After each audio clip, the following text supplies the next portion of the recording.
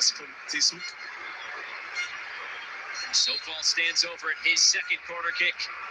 Sofal delivers. The heads go up, looking for Schick there, right in the middle of the box.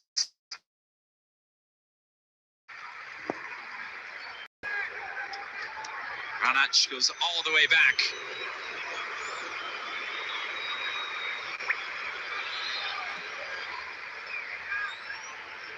On forward again, looking for Sofal in that wide position. Getting into the corner, another block. This is good from Koreans to deny the crosses, but it's also setting up corner kick opportunities. No, it is. I've got to say, fantastic as well. You're looking at Sofal's always going to be an outlet. Excellent quality from back to front. But defensively, Korea, go and nullify, go and stop that cross from coming in. Now they have a real intensity about the play without the ball as well. They have a responsibility getting back, stopping that ball from coming in. Fantastic there. Different kick taker this time on the corner. They favored the outswinger twice.